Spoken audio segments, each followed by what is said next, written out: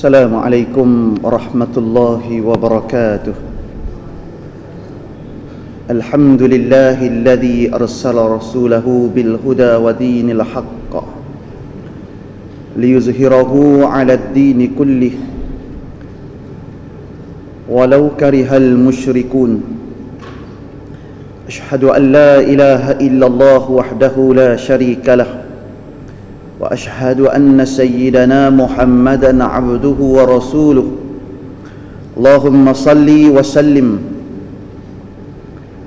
ala habibina wa syafi'ina wa qudwatina Muhammad imamil muttaqin wa qaidid du'atil mujahidin wa ala alihi wa ashabihi wa man ihtada bihadihi wastanna bisunnatihi ila yaumiddin.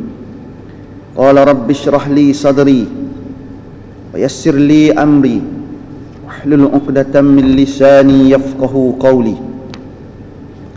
Allahumma iftah 'alaina futuhal 'arifin warzuqna fahman nabiyyin wa ilhamal malaikatil muqarrabin fi afiyatin birahmatika ya arhamar rahimin. Allahumma la sahla illa ma ja'altahu sahla. Rabbi yassir wa la tu'assir. Rabbi tammim bil khair. Wa la hawla wa la quwwata illa billahil aliyyil azim. Thumma amma ba'du. Alhamdulillah, marilah sama-sama kita bersyukur kepada Allah Subhanahu wa ta'ala kerana dengan taufik serta hidayah Allah Subhanahu wa ta'ala kita masih lagi diberi peluang dan kesempatan oleh Allah Subhanahu wa ta'ala sehingga pada pagi yang berbahagia ini sekali lagi kita dipertemukan oleh Allah Subhanahu wa ta'ala dalam kita meneruskan pengajian kita ini. Mudah-mudahan hasil daripada pertemuan ini kita semua mendapat keampunan Allah, kita semua mendapat rahmah dan keberkatan daripada Allah Subhanahu wa ta'ala.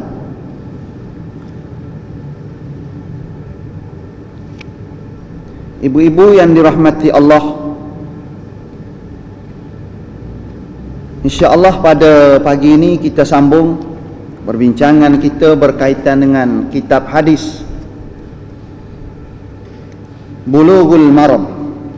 Jadi insya-Allah kita akan mula di muka surat 1 berkaitan dengan penjelasan hadis. Berkaitan dengan penjelasan hadis. Kalimah-kalimah tertentu yang ada dalam kitab ini, lalu kita kenal dulu. Kita kenal berkaitan dengan istilah-istilah yang ada dalam kitab ini. Penjelasan hadis. Qala al-musannifu rahimahullahu subhanahu wa ta'ala wa nafa'ana bi ulumihi fi daraini amin. Penjelasan hadis. Yang pertama, hadis ialah riwayat yang berupa ucapan atau perbuatan atau takrir atau keadaan, perilaku dan fizikal Nabi sallallahu alaihi wasallam. Itulah dia dipanggil hadis. Bukan ucapan Nabi sahaja. Banyak orang faham bila mana cerita hadis tu kata-kata Nabi, itu ucapan Nabi sahaja. Tak, bukan sekadar itu, bahkan lebih daripada itu. Hadis ialah riwayat yang berupa ucapan. Ucapan ni tutur kata, kalimah-kalimah yang keluar daripada lidah Nabi, ataupun perbuatan, tindakan-tindakan Nabi yang berlaku semasa hidup Nabi. Itu semua tu perbuatan-perbuatan Nabi sebagai contoh untuk kita semua. Atau takrir. Takrir ni apa? Ucapan semua orang boleh faham kan? Perbuatan semua orang boleh faham. Takrir ni kadang-kadang faham, kadang-kadang tak faham. Takrir ni perbuatan-perbuatan yang pernah berlaku pada sahabat. Pernah sahabat buat, tapi Nabi tengok, Nabi diam je. Nabi tak cakap, Nabi tak kata apa-apa. Contoh dalam bab makan daging bob. Nah dengar bob? Bob.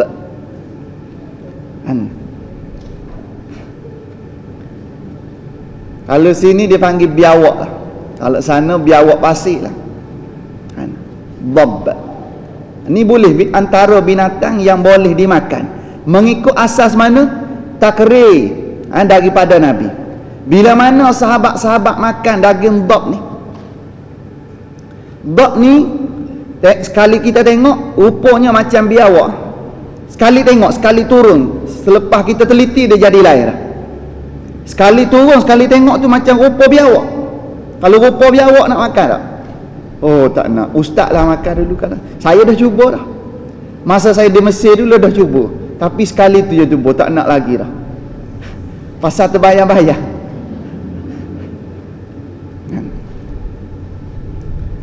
Rupa dia secara zahirnya macam biawak. Tapi kalau kita teliti, kepala dia macam bukan macam cicak, macam penyu. Macam tu. Lepas tu dia ada ni macam apa, insan. Ni macam ikan ke sini ni. Lepas tu jari jemari dia ni ada berapa? Kalau biawak ada berapa? Ada 4. Kalau dia ni ada berapa? Ada 5. Itu beza dia. Itu antara perbezaan dia lah. Pernah semasa saya belajar di Mesir dulu, ketika mana adalah sahabat-sahabat kita nak balik ke tanah air, maka dia orang pun belilah, beli 2-3 ekor dab dengan harga yang mahal. Bukan murah pun, di sana pun mahal dah. Balik sini lagi mahal. Pasal nak buat balik pun tu punya susah. Besar jugalah. Maknanya nak kata besar sangat tak juga, besar lengan saya ni boleh lah ni. Tapi bukan ni, hak ni sini besar lah. Lepas tu kita sembelih waktu pagi sampai petang, tak mati-mati. Sembelih lepas subuh, lepas asar baru mati. Tu kuat dia. Allah Ta'ala bagi kekuatan istimewa bab ni. Kita sembelih lepas subuh, selepas asar dekat maghrib baru mati. Saya tanya Arab, dia kata tu tak kena cara sembelih. Kalau kena cara sembelih, dia kata walaupun memang lama, tapi taklah sampai selepas subuh sembelih, lepas asar baru mati. Ini kita sembelih lepas subuh, hampir maghrib baru mati. Nak masak, nak lapah kulit lagi semua sekali, nak boleh makan pukul berapa? Pukul 12 malam baru 12 malam baru boleh makan. Baru boleh merasa. Tu pun sikit seorang je. Sikit-sikit seorang. Bukan apa, tak ada selera nak makan.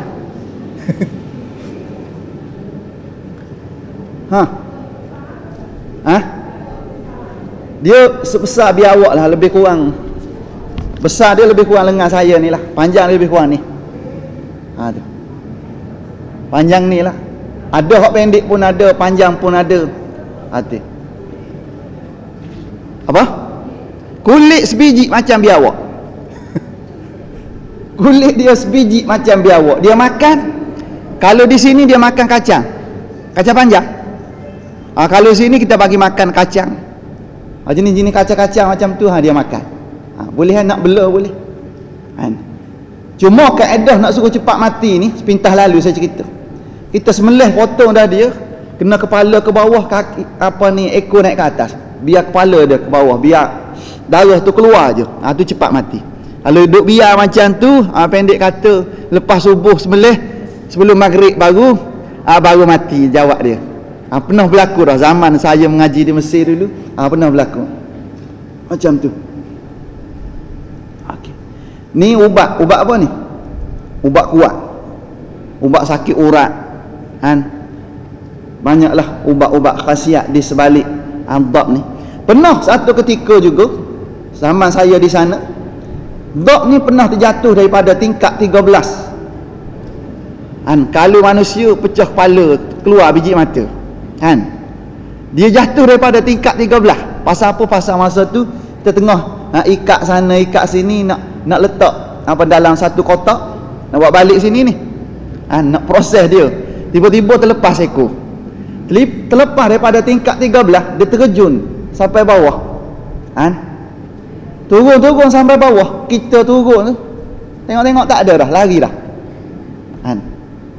Tu hebat dia, tak terasa apa pun, tingkat 13. Tu Allah Ta'ala punya bagi kekuatan, keistimewaan kepada binatang bob ini. Boleh makan tak? Boleh. Berasaskan apa? Berasaskan takrir daripada Nabi. Bila mana Nabi lihat sahabat-sahabat makan, Nabi diam. Diam tersebut dia panggil takrir. Kita sekarang nak cerita takrir, perbuatan yang dibuat, yang dilakukan oleh sahabat-sahabat. Tiba-tiba Nabi tengok, Nabi diam. Diam tu as-sukut alamatur ridha. Diam tu tanda redha. Walaupun Nabi tak makan, Nabi setuju, tak apalah nak makan. Siapa rasa dia ada selera, silakan. Rasa tak ada selera, aduk diam-diam sudahlah. Boleh? Macam tu. Itu kedudukan. Antara contoh, banyak lagi contoh-contoh lain berkaitan dengan takrir. Atau keadaan perilaku ni, perbuatan Nabi, akhlak Nabi secara umum, perilaku Nabi, dan fizikal Nabi ni, berkaitan dengan cara penampilan, pakaian Nabi, Nabi tidur macam mana, fizikal Nabi dari segi bentuk tubuh badan. Maknanya kalau Nabi potong rambut macam mana, kita nak ikut macam tu juga. Nabi berjalan macam mana, kita nak, kalau boleh berjalan macam tu juga. Sampai tahap tu sekali. Pendek kata, semua sekali yang datang, yang sabit pada tubuh batang Nabi SAW itu, menjadi ikutan kita. Bila mana dicerita sama ada melibatkan perbuatan, tutur kata, takrir, keadaan perilaku, fizikal, akhlak secara keseluruhannya, semuanya menjadi sandaran ikutan kita. Boleh? Itu kedudukan macam tu. Dalil dia dalam Quran selalu kita baca, laqad kana lakum fi rasulillahi uswatun hasanah ila akhiril ayat. Allah Ta'ala bagi tahu, demi sesungguhnya bagi kamu pada diri dan batang tubuh Rasulullah sallallahu alaihi wasallam itu, di sana ada contoh ikutan, suri tauladan yang terbaik ada pada batang tubuh Nabi. Tak kira apa pun, maka kita ikutlah sekadar yang termampu. Tak mampu ikut semua, jangan tinggal semua. Ada sunnah yang melibatkan wajib, sunnah melibatkan sunat, sunnah melibatkan harus. Yang wajib sedaya upaya kita buat, kecuali uzur syar'i. Yang sunat kita sedaya upaya, selagi mana mampu buat. Yang tak mampu buat lagi, kena ada azam nak buat. Pasal apa? Yang sunat tu terlalu banyak. Ambil kaedah ma la yudraku kullu la yutraku kullu. Apa yang kamu tak mampu nak buat semua, janganlah kamu tinggalkan semua. Buat yang mana? Buat yang mampu-mampu, yang senang-senang, yang mudah-mudah. Masa kita ada kekuatan, kita buat yang tu. Yang belum lagi tu, tanam keazaman dalam hati kita, satu masa aku nak buat ni, satu masa aku nak buat. Pasal dia sunnah. Boleh? Kena macam tu. Seterusnya itu hadis. Boleh boleh faham berkaitan hadis. Dengan kata lain, semua hak sabit pada batang tubuh Nabi itu benar untuk diikuti. Benar untuk diikuti. Pasal apa? Sebagai dalil lagi, ma yantiqu anil hawa in huwa illa wahyun yuha. Nabi bila mana dia bercakap, bila mana dia buat apa-apa, semua tu dibimbing oleh wahyu Allah. Tidak ada runtunan hawa nafsu. Kalau kita ada udang sebalik batu lah, ada udang sebalik mi lah, macam-macam. Kalau kita manusia biasa kan, rambut sama hitam, hati lain-lain kita tak tahu kan. Tu manusia biasa. Tapi Nabi Nabi bercakap, Nabi buat apa saja penampilan keseluruhan Nabi, semua dibimbing oleh wahyu Allah. Hebat, penampilan tu hebat sehingga masyarakat ketika itu melihat rupa parah Nabi ni seolah-olah melihat bulan purnama. Seronok macam mana? Seronok kan? Tak panas, walaupun bercahaya tapi sejuk.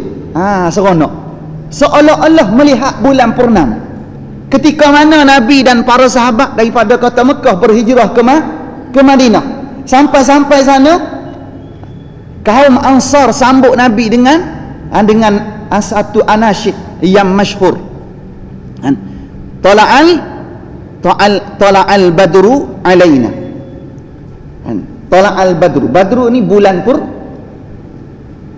purnama. Maknanya telah datang bulan purnama, telah bangkit, telah muncul bulan purnama. Teruja mereka sambut Nabi seolah-olah seronoknya seolah-olah melihat rupa paras Nabi bulan purnama. Macam tu. Sampai tahap tu sekali. Hebat. Bahkan kemana saja Nabi pergi, Allah Ta'ala jaga Nabi. Tanda-tandanya sehingga setiap tempat hak Nabi pergi ni ada awan atas. Ikut je sana sini. Kita apa benda ada? Tak ada apa kan? Kalau payung lah. Kalau ada. Kalau tak, ada awan. Tak ada. Nabi mana Nabi pergi, ada awan atas. Ni keistimewaan dia. Bawa hulu gilir. Apa tempat yang Nabi pergi, semua diliputi oleh awan, menggambarkan rahmat dan kasih sayang Allah kepada Nabi sallallahu alaihi wasallam. Sebab tu kalau kita nak berjaya, ikutlah cara Nabi. Sandarkan kehidupan kita ni dengan kehidupan Nabi. Selamatlah jawab dia. Kalau tak, terumbang-ambing kita. Terumbang-ambing kita. Kita tengok. Seterusnya perkara yang kedua, matan. Matan ni apa benda? Kita dah sebut matan hadis. Matan hadis. Matan ialah kalimat atau redaksi sebuah hadis. Matan ni maknanya kalimah-kalimah asas daripada hadis, tanpa ada huraian. Itu matan dia panggil. Tanpa ada huraian terperinci yang panjang lebar.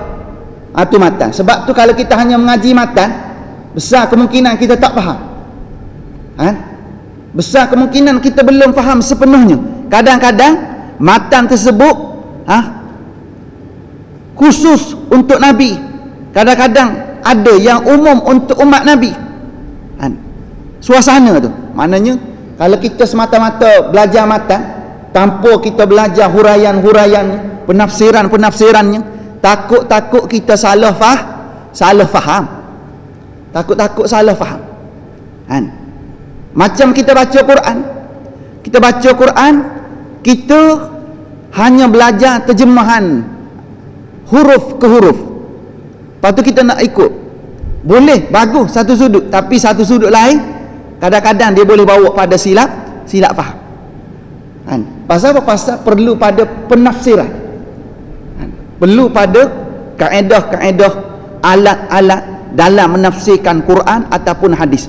Tak cukup sekadar kita terjemah matan semata. Tak cukup sekadar kita terjemah ayat semata-mata. Kena tengok asbabun nuzul dan seumpamanya. Sampai tahap tu baru kita boleh faham kedudukan sebenar guna hadis ni bila masa, ayat ni bila masa, turunnya bila, sebab turunnya apa benda. Sampai tahap tu sekali. Maknanya bukan kata tak boleh belajar tafsir harfiah, boleh, tapi perlu ada bimbingan dan penafsirannya untuk seterusnya. Takut-takut silap faham. Sampai satu tahap pernah saya berdepan dengan seorang hamba Allah. Dia kata, Quran ni sempurna dah. Lalu saya tak nak pakai hadis lah kalau macam ni. Dia nak pakai Quran saja. Lala sekali bila mana dia pakai Quran saja. Sedangkan dalam Quran ni tak ada rakaat solat kan. Perintah solat ada tak? Ada. Perintah wa aqimus salah wa atawuz zakah warka'u ma'ar raki'in ada. Tapi cara ada tak? Cara tak ada. Lah sekali dia kata, hok duk rokok sujud kat masjid tu, tak betul semua tu. Dia jadi macam tu. Pasal apa? Pasal Dia terjemah harfiah semata-mata tanpa penafsiran terperinci. Silap faham. Banyak ayat-ayat tertentu yang menjadikan seorang itu silap faham. Contohnya pengharaman daging babi. Haram makan daging babi. Jumpa dalam Quran haram makan daging babi. Tulang babi tak apa. Kan? Betul macam tu? Tak boleh macam tu. Kalau daging pun daging tak boleh. Semua tak boleh. Tapi bagi orang yang faham terjemahan balik bahasa saja, maka dia faham, oh daging tak boleh. Tulang boleh lah kot. Dia kok macam tu lah. Tu silap faham. Perlu kepada penafsiran. Sama dengan mengaji hadis ni juga. Tak cukup sekadar kita belajar matan, tak cukup sekadar kita terjemah balik bahasa, bahkan kena ada penafsiran. Siapa yang menafsir? Kita baca ni pun orang yang sudah tafsir. Kita ni ulah balik mengikut apa yang dipelajari. Setakat tu je, nak lebih-lebih kita pun tak berani. Tak berani. Okey, seterusnya sanad. Yang ketiga sanad. Sanad ialah rangkaian rawi yang menjadi jalan periwayat hadis. Sanad ni siapa? Rangkaian rawi. Rawi ni siapa? Orang yang meriwayatkan hadis. Daripada si fulan ni, daripada si fulan ini, si fulan ini, sampai kepada siapa? Sampai kepada Nabi. Kadang-kadang terhenti pada sahabat, dipanggil hadis mauquf. Itu dipanggil sanad. Kadang-kadang dengan sebab sanad inilah menjadikan satu-satu hadis itu dhaif. Dia tengok pada mana? Tengok pada sanad ni. Sanad ni, orang yang merawikan hadis ni orang yang tak kuat, ada masalah dari segi sudut. Latar belakang dia, kehidupan dia macam mana, menjadikan hadis yang diriwayatkan itu jadi dhaif. Ada juga macam tu. Kadang-kadang matan hadis tu sahih, tapi dengan sebab perawi yang meriwayatkan hadis itu, sanad hadis itu diriwayatkan oleh perawi yang tak kuat, menjadikan hadis tersebut hadis dhaif walaupun matannya sahih. Ada juga macam tu. Lepas ni jumpa lah. Lepas ni kita akan jumpa. Besar kemungkinan bukan hari ni lah. Kalau hari ni sampai petang tak habis lagi.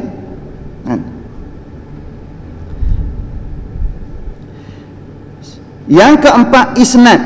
Isnad ialah tindakan membuat sanad dari awal sampai akhir untuk mengetahui maksud sebuah hadis. Isnad ni kita nak tengok, ni kena saya mak balik. Kena saya mak balik siapa, daripada siapa. Lepas tu kaji balik, si fulan ini siapa dia, latar belakang dia siapa, diambil daripada mana. Nak isnad ni, nak sandarkan hadis ni daripada mana. Lepas tu kaji latar belakang si fulan ni, diambil hadis kat mana. Lepas tu diambil kat mana, diambil kat mana, daripada orang tertentu, naik dan seterusnya. Tu dipanggil isnad. Macam tu. Bukan mudah nak meriwayatkan hadis ni, susah kan. Sebab tu kalau kita nak belajar, kalau boleh cari guru-guru yang bersanad, lagi bagus sebenarnya. Belajar Quran dengan guru bersanad, belajar hadis dengan guru yang bersanad. Pasal apa? Sanad tadi tu terus naik sampai ke mana? Sampai kepada Nabi SAW. Di sebalik bersanad tadi, di sana ada barakah, keberkatan tu yang kita nak. Bila mana kita buntu sangkut tak ada idea, moga-moga dengan kita belajar bersanad tadi, keberkatan tersebut menjadikan kita dapat jalan keluar yang terbaik menyelesaikan permasalahan dalam kehidupan kita. Itu penting kita bersanad. Seterusnya, hadis mutawatir. Hadis mutawatir ialah sebuah hadis yang mencakup 4 syarat. Hadis mutawatir ialah sebuah hadis yang mencakup 4 syarat, mencakupi 4 syarat, iaitu A. Dirawikan oleh orang yang ramai yang mustahil mereka bersepakat untuk berdusta.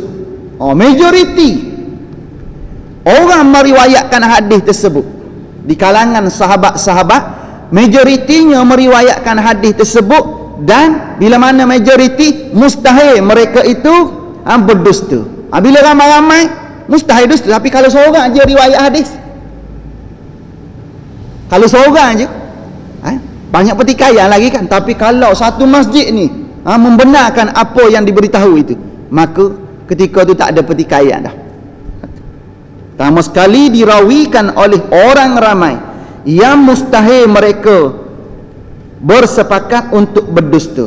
Orang ramai ini terdiri daripada ahli-ahli hadis, di kalangan para sahabat, di kalangan orang-orang yang ahli, orang yang bidang dalam meriwayatkan hadis. Secara majoriti mereka yang meriwayatkan hadis, yang mana mustahil mereka itu berdusta. Itu syarat pertama.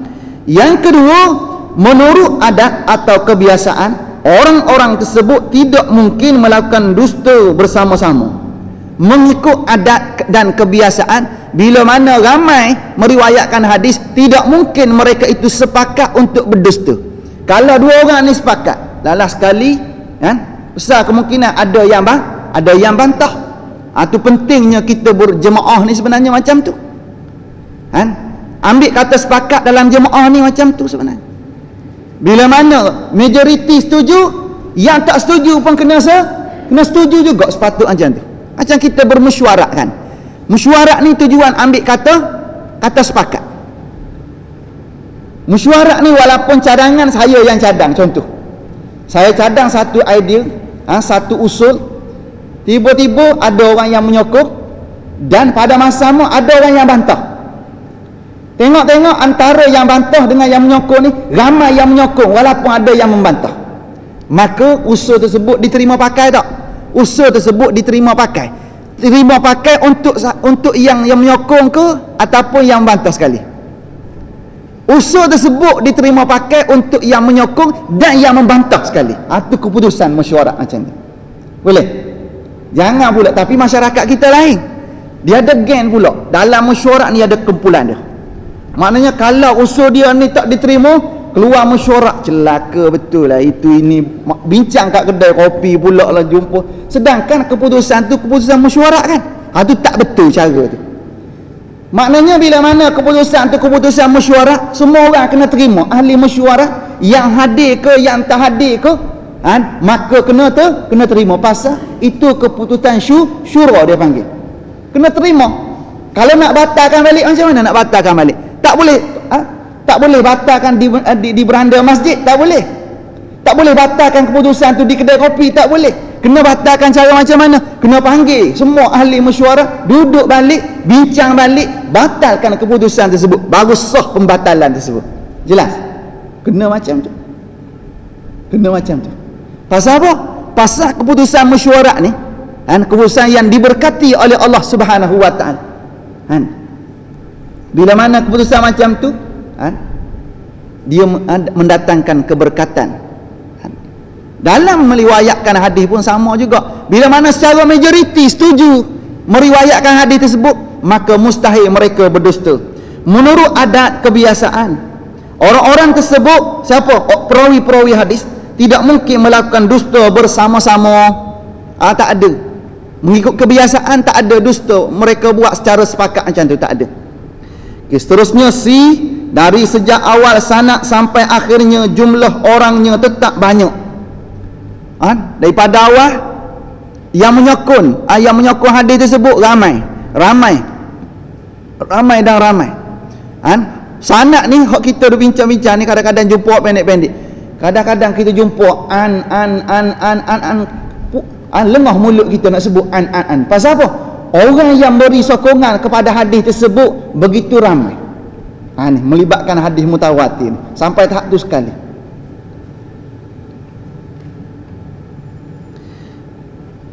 Seterusnya di bahagian pucuk dari sanad tersebut menghasilkan pengetahuan yang sangat asas, iaitu satu keyakinan yang tidak dapat ditolak atau diragukan kebenarannya.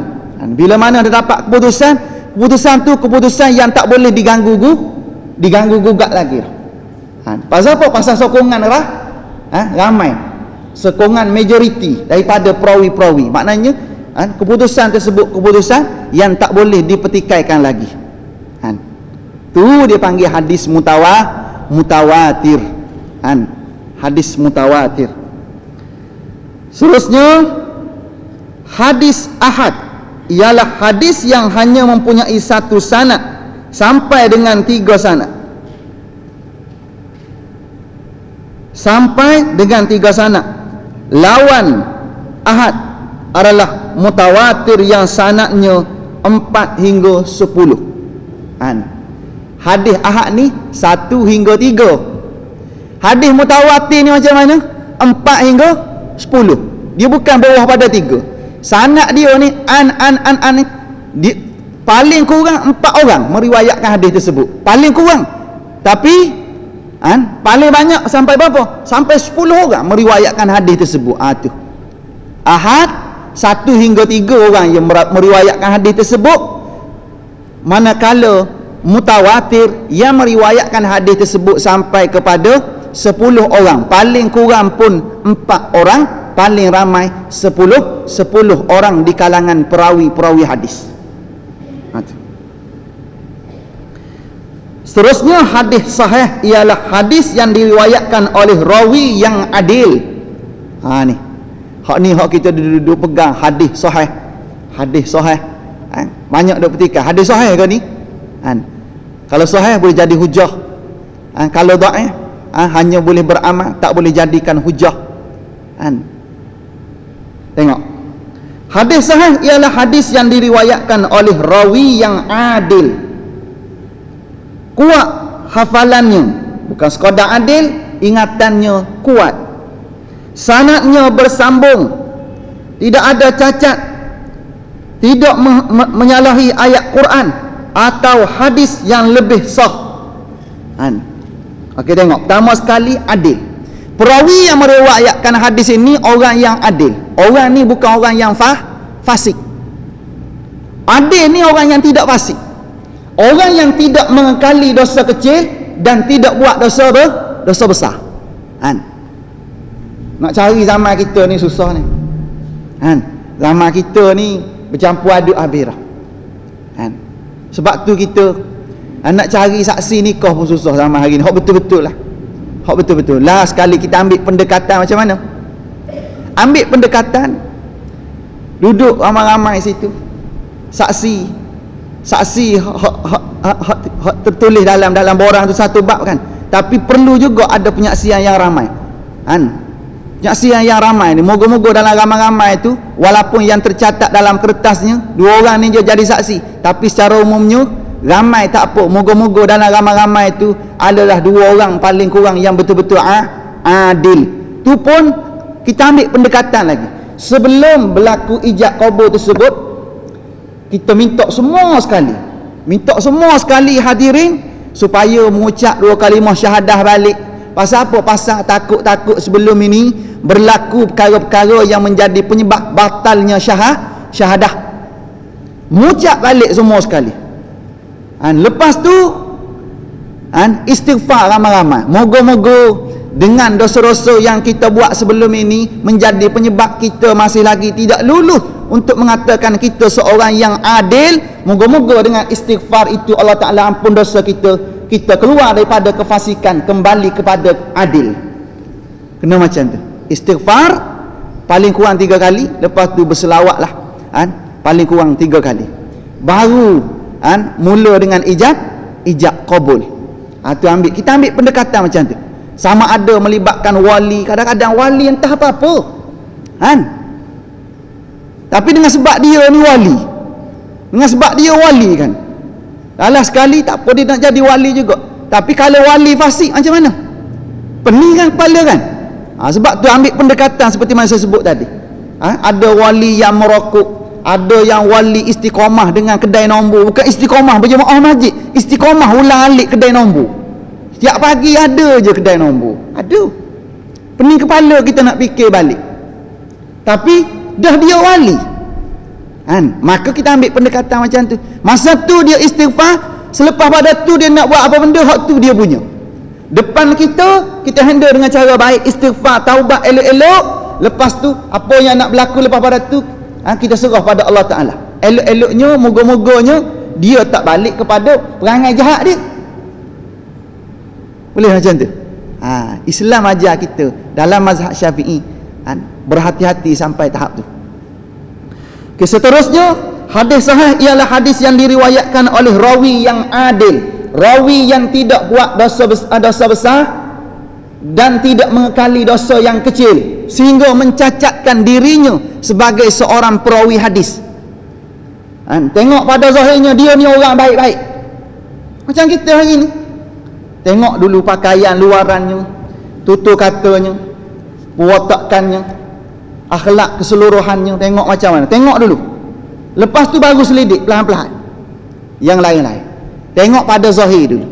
Kalau zahirnya dia ni ulang alik masjid, pakaiannya menggambarkan akhlak yang baik, tutur katanya, maka orang ni pada zahirnya boleh percaya, silakanlah.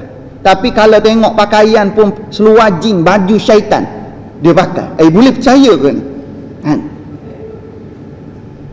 Maknanya fikir banyak kali lah. Pasal apa? Pasal zahir pun tak berapa nak boleh percaya dah. Ni kalau kita tengok zahir je, kalau kita tengok zahir dah macam tu, tiba-tiba kita terima juga, pelik lah, seolah-olah kita nak humbangkan diri kita ke lembah kebinasaan.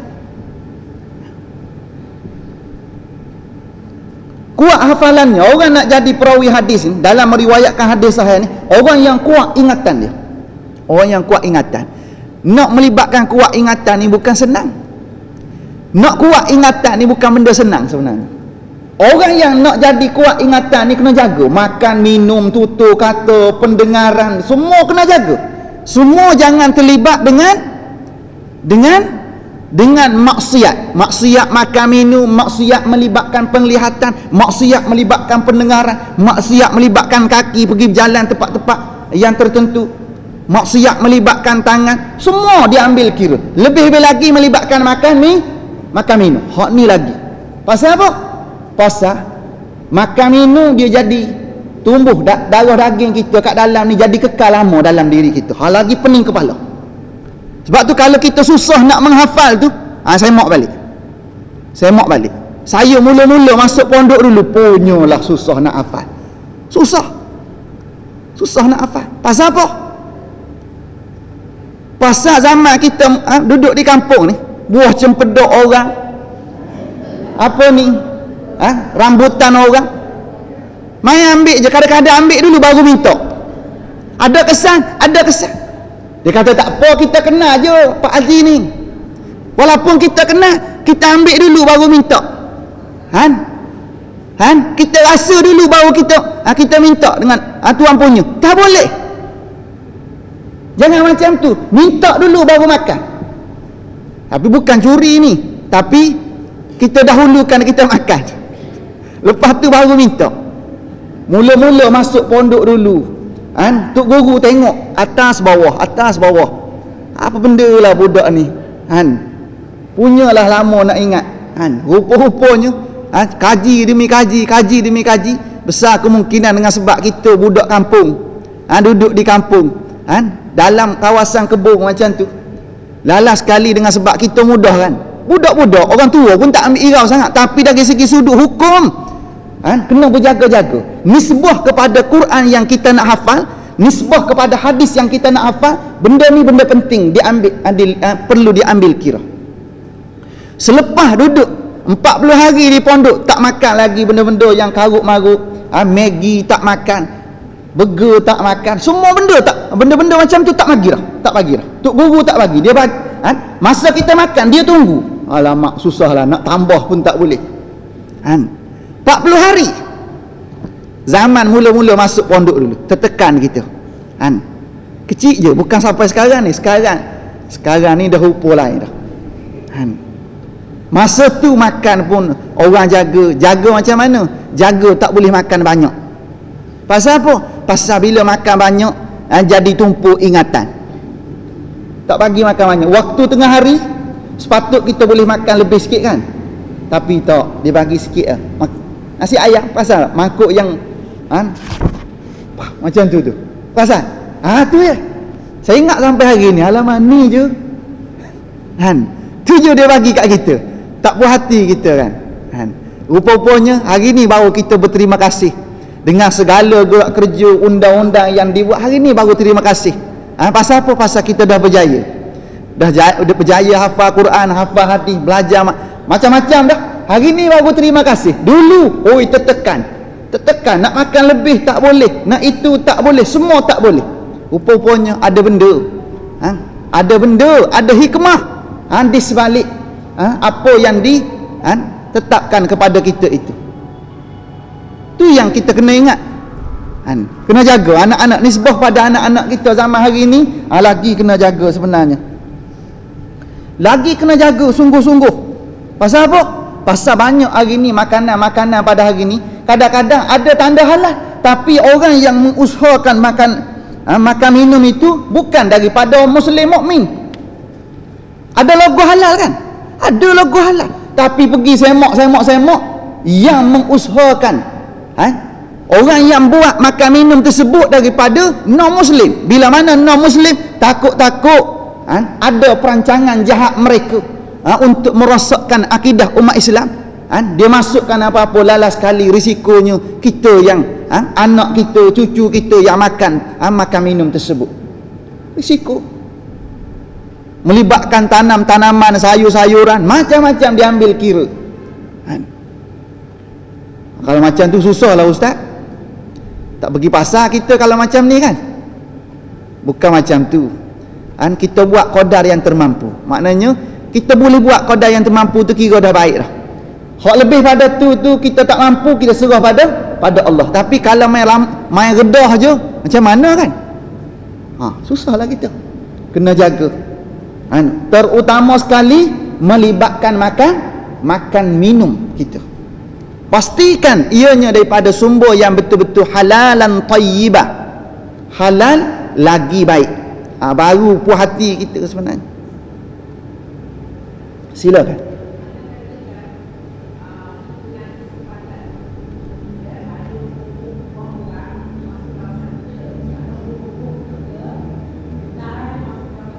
Okey.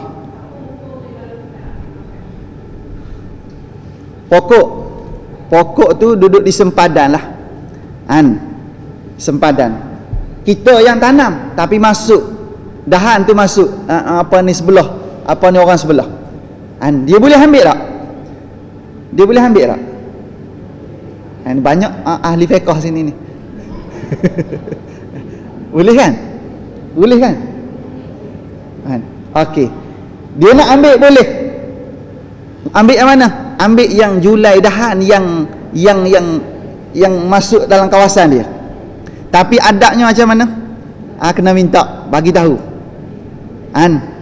Adabnya bagi tahu. Pasal apa? Pasal dah masuk kawasan kita. Adabnya kena bagi tahu sebenarnya. Kena bagi tahu. Hak tak payah bagi tahu tempat awam. Tempat awam. Hak tepi-tepi jalan, hak kawasan MPAJ. Kalau macam tu tak payah bagi tahu siapa-siapa. Pasal makruf MPAJ ni dia jaga kita semua. Kecuali ada tukang jaga. Ada tukang jaga khusus depan rumah dia tukang jaga. Adabnya, tapi kalau tak bagi tahu pun tak apa tu. Tapi adabnya kita dengan tukang jaga tu bagi tahu sepatah kata. Dan dia tak boleh mengerasi. Dia kata tak boleh. Tak boleh macam tu. Pasal dia bukan milik. Dia bukan pemilik kan. Tak boleh. Maknanya dia kena bagi. Cuma kita yang ambil tu jangan tebang dengan pokok-pokok. Sekali kita pergi, kita belasah dengan pokok-pokok sekali buat balik kat rumah kita. Jangan. Maknanya ambil sikit-sikit je lah. Bagi simpan untuk orang lain pula. Tu macam tu. Itu nisbah kepada tempat-tempat awam, melibatkan umum dalam masyarakat. Kena macam tu. Macam pokok-pokok hak tumbuh kawasan masjid ni, walaupun ada orang tanam, ada kan, siap tanam, ahli jawatan kuasa tanam. Siapa yang milik? Pemilik ni bukan ahli jawatan kuasa, bukan tukang tanah. Tanah ni tanah siapa ni? Pemilik tanah ni MAIS, Majlis Agama Islam Negeri Selangor. Maknanya orang yang boleh ambil petik buah-buah ni siapa dia? Semua kita. Cuma tak boleh kita ni milik secara khusus untuk kita seorang. Kalau pokok ni aku punya, siapa ambil siap. Tak boleh macam tu. Tak boleh. Tak boleh. Main tanda-tanda macam tu tak boleh. Maknanya siapa cepat dia dapat. Maknanya tak boleh kita ni ambil seorang-seorang, kita kena ramai-ramai lah. Maknanya kalau kita ambil, kita bagi-bagilah. Jangan mentang-mentang. Macam mana? Kolam ikan kat belakang. Okey. Kalau macam tu melibatkan kolam ikan, hak tu kita yang usahakan. Kolam ikan, maknanya perlukan pada modal apa semua sekali. Hak tu tak boleh, ada pemilik. Hak tu lain. Hak ni melibatkan pokok yang tumbuh, kita tanam je situ, kita biar ya. Ni. Macam mana? Bagi lah. Bagi, maknanya jangan bawa balik seorang-seorang. Tapi adatnya kita, adat ni, cerita adat lah. Adat sebagai seorang Muslim mukmin sebenarnya, kalau nak ambil apa-apa, kalau kita tahu ada orang tukang jaga, janganlah main belasah je. Biarlah kita bagi tahu sepatah kata, ataupun tunggu dia bagi, dia petik buah tu nanti, kalau dah petik tu bagi kat saya sikit je. Nak rasa buah-buah hak tumbuh dalam kawasan masjid. Moga-moga ada kekuatan saya nak langkah ke masjid satu masa. Kita nak benda-benda macam tu. Bagi rasa semua orang. Kalau boleh dah petik tu, lepas kuliah, okey. Malam ni kita makan apa? Makan apa ni, pisang kat belakang. Pisang apa ni? Pisang yang ditanam kawasan masjid. Ramai-ramai orang boleh merasa. Tak ada siapa nak petikai. Tak boleh monopoli. Tak boleh monopoli. Dalam bab seumpama ini. Tak boleh monopoli. Kita je. Tak boleh. Siapa kita? Tak kira siapa kita, tak boleh monopoli. Sekalipun kita ni nazi masjid ke, nanti orang kata mentang-mentang dia nazi, dia boleh buat apa saja. Tak boleh. Jangan kita nampakkan kita ni berkuasa, apa dipanggil, kuasa mutlak, kuasa itu. Tak boleh. Maknanya biarlah dilihat dalam masyarakat ni sama rata. Kena macam tu. Okey ya. Sanad yang bersambung. Hadis sahih ni sanad yang bersambung, sambung, tak terhenti walaupun pada sahabat, bahkan sambung terus sampai kepada siapa? Pada Nabi sallallahu alaihi wasallam. Itu hadis sahih. Tidak ada cacat. Maksud tidak ada cacat ni, tidak ada perawi-perawi yang tidak adil. Maknanya semua perawi-perawi dia ni semua adil. Tak ada perawi yang fasik. Tidak ada sejarah-sejarah lampau perawi tersebut terlibat dengan perkara-perkara yang menjadi penyebab dia ni tidak dipercayai. Semua perawi-perawi yang meriwayatkan hadis sahih, meriwayatkan hadis itu ialah perawi yang betul-betul adil, tidak ada kecacatan dengan perbuatan-perbuatan tingkah laku dan seumpamanya. Tak ada cacat. Tidak menyalahi ayat Quran. Hadis tersebut tidak menyalahi ayat Quran. Tak ada percanggahan, memang sebiji dengan Quran. Maknanya tak ada percanggahan. Betul-betul sebiji dengan Al-Quran. Dan sememangnya hadis ni kita ingat, ini penafsiran Quran. Hadis ni tafsir Quran. Sebab tu bagi orang yang nak belajar Quran, tiba-tiba dia tolak hadis, sempurna tak dia belajar Quran? Tak sempurna dia belajar Quran. Pasal apa? Pasal hadis ni ialah penafsir Al-Quran. Zaman Nabi hidup dulu, zaman Nabi hidup, kulu kehilir, orang kata ni Quran hidup. Quran hidup, maknanya Nabi terjemah kehidupan Nabi itu, Nabi terjemah Al-Quran dalam kehidupan Nabi. Sebab tu selepas Nabi wafat, datang sahabat ke rumah Sayyidatina Aisyah radhiyallahu anha. Dia tanya bagaimana akhlak mulia Nabi, keluhuran akhlak Nabi itu macam mana, keseluruhannya macam mana. Maka jawab Sayyidatina Aisyah radhiyallahu anha, dikatakan khuluquhu Al-Quran. Dijawab akhlak Nabi itu ialah Al-Quran. Itu hebat dia macam tu. Sampai tahap tu. Akhlak Nabi itu kalau nak tengok hebat mulianya akhlak Nabi, tengoklah Al-Quran sebagai kalamullah, mukjizat yang terbesar. Itu hebat dia. Sampai tahap tu. Atau hadis yang lebih sah. Dia hadis sahih ni juga tidak bercanggah dengan hadis hak lebih sahih daripadanya. Hadis ni walaupun hak ni sahih dah, ada lagi hak lebih sahih. dia tidak ada percanggahan daripada antara satu dengan yang lain. Seterusnya rawinya Muslim. Rawi yang meriwayatkan hadis tu Muslim. Muslim ni Islam lah, Islam. Balik lagi berakal. Islam balik ni apa benda? Cukup umur. Lagi berakal. Berakal ni tak gila lah. Tiga syarat ni menggambarkan pentaklifan. Islam, balik dan berakal. Orang macam ni dia panggil orang mukallaf, dia panggil. Dengan kata lain, orang mukallaf dia panggil. Rawi-rawinya menjauhi perbuatan dosa. Rawi-rawi ni tak buat dosa, ataupun dia memang menjauhi perbuatan dosa, jauh daripada dosa, jauh daripada sumber-sumber yang menjadi penyebab dia dituduh dengan perbuatan-perbuatan maksiat. Dia jaga diri dia daripada terjerumus kepada lembah kebinasaan dengan melakukan dosa, dan hafal sehingga dapat menyebut bila diperlukan orang yang meminta hadisnya. Dia hafal hadis tersebut sampai tahap bila mana orang minta suruh cerita hadis tersebut, dia boleh keluar bila-bila masa. Kita ni tunggu buka kitab dulu, tengok kamus dulu, tengok Quran dulu, kita tunggu dulu. Tapi perawi yang meriwayatkan hadis sahih ni tak payah tunggu-tunggu. Masa tu orang tanya, masa tu juga dia boleh keluarkan. Tu hebat kan. Ni bukan calon-calon orang. Melibatkan hadis sahih ni bukan sebarangan orang. Betul-betul. Ni bukan cubaan-cubaan ni. Ni betul-betul. Macam tu. Seterusnya yang ke-10, hadis hasan. Hadis hasan. Hadis hasan ni bawah pada hadis sahih. Hadis hasan ialah hadis yang memenuhi syarat-syarat sahih, tetapi rawinya kemampuan hafalannya sedikit berkurang. Walaupun dia pada zahirnya nampak macam hadis sahih dah, tapi ada sikit rawinya melibatkan kemampuan hafalannya sedikit berkurang. Melibatkan hafalan tu kurang sikit, maka hadis ni dia tak panggil hadis sahih lagi, dia panggil hadis hasan. Pasal apa? Pasal perawinya ada kurang sikit ingatannya.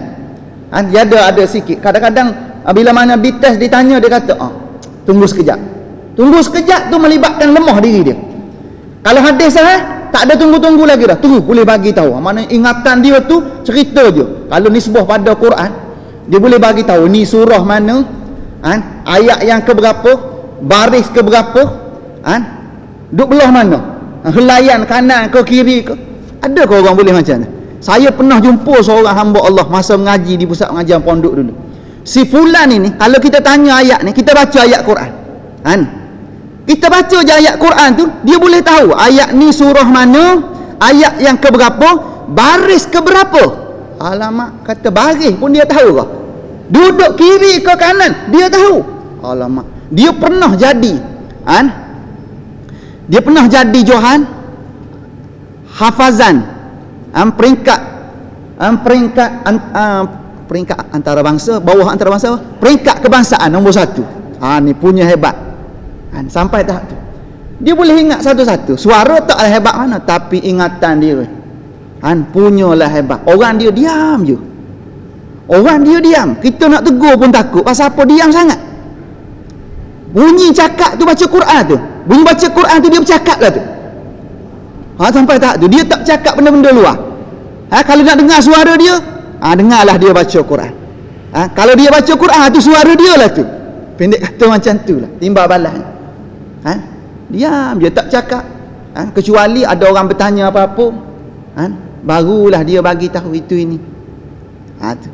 Maknanya kadang-kadang dengan sebab cakapan kita menjadi penyebab kita ni terlibat dengan macam-macam tohmahan, melibatkan dosa dan maksiat. Lalu dia jaga tutur kata, makan minum pun jaga, semua dia jaga. Nama Saifuddin, pedang agama. Nama tu sedap dah. Saif tu pedang, din tu agama, Saifuddin nama. Padan dengan nama lah tu. Okey, tengok lagi. Satu lagi, last, ambil ganjil. Hadis daif. Ni hadis dhaif. Hadis dhaif ni banyak sangat bertaburan dalam masyarakat kita. Banyak sangat.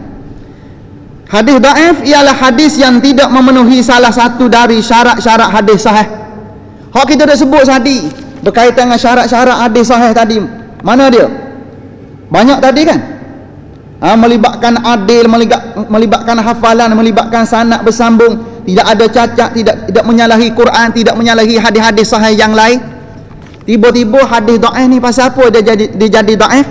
Hadis dhaif ialah hadis yang tidak memenuhi salah satu dari syarat-syarat hadis sahih, maka dengan sendiri dipanggil hadis dhaif. Besar kemungkinan perawinya tidak kuat ingatan, besar kemungkinan apa lagi? Tidak bersambung sanadnya, besar kemungkinan apa lagi? Ada kecacatan melibatkan perawi dan seumpamanya, maka dia panggil hadis dhaif. Dia kadang-kadang kita jumpa hadis dhaif ni, dhaif tersebut bukan dengan sebab matan hadis tu dhaif. Dengan sebab apa? Dengan sebab perawi hadis tu ada masalah sikit, maka menjadikan hadis yang diriwayatkan itu hadis dhaif.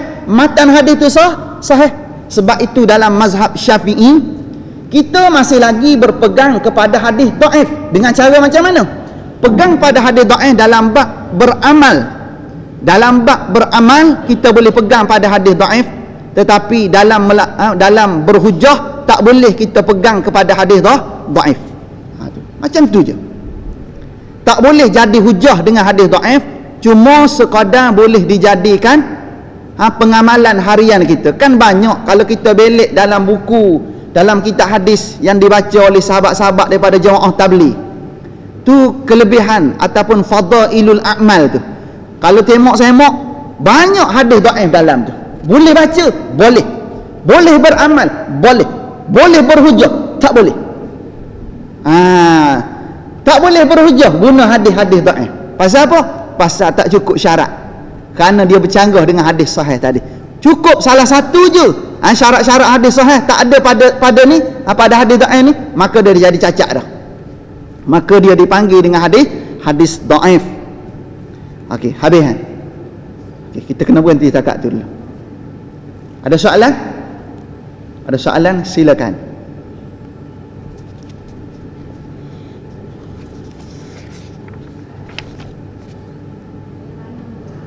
Tanah orang. Lepas tu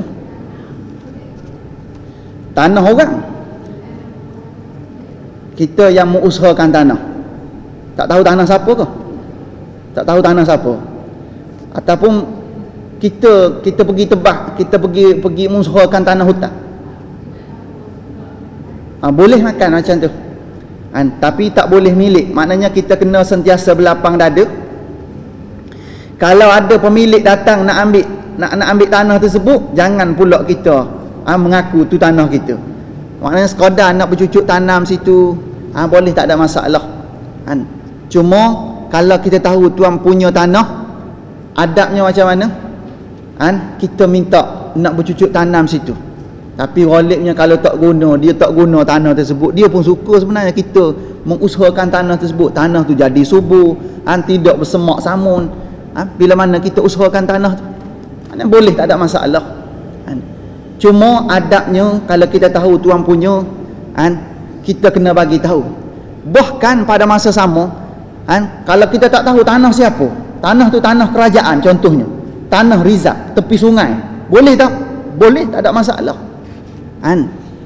Siapa yang mengusahakan bumi yang mati, menghidupkan bumi yang mati, maka bumi tersebut miliknya. Bumi itu mati, bukan mati apa maknanya, tak ada siapa yang mengusahakan lah. Duduk biar je macam tu. Kita pun pergi pasal duduk kosong, semak samung daripada dengan ular, kalau jengking, hantu pun ada dalam tu. Macam-macam kan. Nak lalu pun takut situ. Kita pun pergi usahakan tanah tu, tanam itu, tanam ini, pisang lah, macam-macam. Maka apa yang kita tanam tu kita punyalah. Pasal apa? Pasal kita yang menghidupkan bumi yang mati itu. Tapi kalau pihak kerajaan satu masa nanti dia nak ambil balik tanah tu, tanah yang kita usahakan dia nak, kita tak boleh halang. Pasal apa? Pasal itu bukan milik kita. Macam mana? Tu dia. Title dia macam tu. Lebih kurang saya nak sebut tak pandai. Kan? Maknanya boleh tepi tebing. Banyak saya duduk perasan tengok tepi tebing sungai tu. Orang tanam pisang. Boleh, tak ada masalah. Daripada duk bersemak dengan pokok-pokok lain, lebih baik dia semak dengan tanam-tanaman yang dijaga. Walaupun nampak semak tapi pisang. Walaupun semak tapi ada sayur-sayuran. Maknanya kita masih lagi terjaga. Boleh, tak ada masalah. Islam bagi ruang pada kita. Cuma kita tak boleh milik secara mutlak, dia panggil. Tak boleh milik dengan cara mutlak pasal dia bukan milik kita. Tak ada atas kertas, tak ada kita ni pemilik tanah tersebut. Cuma kita milik secara zahirnya, kita mengusahakan tanah. Boleh, tak ada masalah. Lebih-lebih lagi tanah kalau nibah pada kita ni bawah MPAJ kan, boleh, tak ada masalah. Usahakan selagi mana MPAJ tidak ada halangan.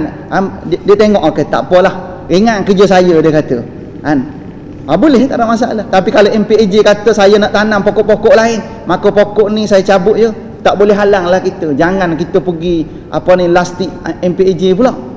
Jangan kita boleh halang MPAJ pula, pasal dia tu pemegang amanah sahaja. Dia tu buat kerja sahaja. Orang-orang tu buat kerja je, pemegang amanah dalam bidang kerja dia. Hak ni bahagian ni, hak ni bahagian ni, dia buat kerja dia, tak payah marah dia. Macam parking kereta tu, kita duk marah kat dia, tak kena tu. Kita yang pergi parking tak payah. Lalas sekali kita kena saman, kita marah dia. Tak, jangan marah. Pasal apa? Pasal salah apa tu? Salah kita. Maknanya kalau kita tak bayar tu, dia tak saman, tu rezeki kita lah. Tapi kalau dia saman, kita marah dia tak? Jangan marah, pasal kita dah buat silap, kita dah langgar undang-undang kerajaan tempatan. Boleh, maknanya dia ada akta dia lah.